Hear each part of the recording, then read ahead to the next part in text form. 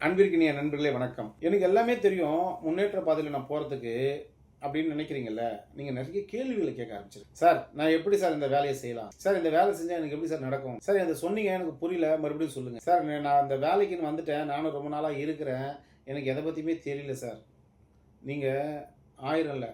எத்தனை கேள்விகள் உங்க மனசுல விழுதோ, அதுக்கெல்லாம் பதில் தேடும். யாரோ ஒருத்தருங்க சொன்னா கோச்சிப்பாங்க. சார் நான் கேள்வி கேட்கறனால யாரும் இங்க உங்கள கேலியோ, கிண்டலோ பண்ண மாட்டாங்க. கேள்வி கேட்கறவன் தான் உண்மையாலுமே உங்களுடைய பக்குவப்படுத்துறீங்கன்னு அர்த்தம். ஏன்னா, கேள்வி கேட்காம எல்லா விஷயத்தையும் எனக்கு தெரிஞ்ச மாரி முகபாவத்த வச்சுட்டு நெறைய பேர் உட்கார்ந்து இருப்பாங்க.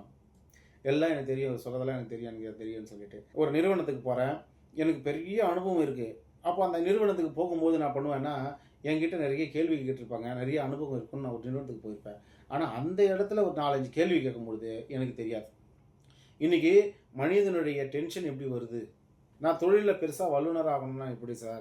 நான் மத்தவங்கள பார்த்து நான் எப்படி சார் கத்துக்கிறதுன்னு அப்படின்னு கேள்விய தொடர்ந்து, தொடர்ந்து, தொடர்ந்து நீங்க கேட்டுக்கினே இருந்தீங்கன்னா தான், அதுக்கு உண்டான அர்த்தங்களும், அதுக்கு உண்டான விடைகளும், அதுக்கு உண்டான நியாயமான கருத்துக்களும் உங்க உள் மனசுல போகும். நான் கேள்வியே கேட்க மாட்டேன் சார். ஆனா எனக்கு எல்லாமே தெரியும் சார் அப்படின்னு சொல்லாதீங்க. எந்த கேள்விகள் உங்க மனசுல இருந்தாலும் தெரிஞ்சவங்க கிட்ட, நல்லா படிச்சவங்க கிட்ட, நல்ல பாமரமான மக்கள் கிட்ட, அவங்க கிட்ட போய் வாய்மொழியா நீங்க கேளுங்க. சார் நீங்க இவ்வளோ தூரம் இந்த தொழில செஞ்சீங்க சார். இந்த தொழில் செஞ்சீங்க. நீங்க இவ்வளோ தூரம் டிராவல் ஆகி வந்திருக்கீங்க. எனக்கு கொஞ்சம் சொல்லுங்க சார். நான் எதெல்லாம் கடைபிடிக்கணும்? நான் எப்படிலாம் வாழ்க்கை முறைய மாத்தணும்? இந்த தொழிலுக்கு நான் எப்படிலாம் டிராவல் பண்ணணும்? எனக்கு சின்ன சின்ன விஷயத்த சொல்லிக் கொடுங்க சார். அப்படின்னு நீங்க கேள்வி எழுப்பி கேளுங்க. ஒரு தொழில்ல சைக்கிள் கடைக்கு போறாரு ஒருத்தரு. சைக்கிள் கத்துக்கணும்னு நினைக்கிறாரு. சைக்கிள கத்துன்னு தானா ஓட்டிட்டு வரா? இல்ல. ஒரு சைக்கிள் கடைக்குள்ள போனீங்க அப்படின்னால், அந்த சைக்கிள எடுக்கும்போது அந்த அணுகுமுறைய நீங்க கேளுங்க. எப்படி உட்காரணும்? எப்படி பேலன்ஸ் பண்ணணும்? என்ன மாரி பிடி எடுக்கணும்? அப்படின்னு பாருங்க.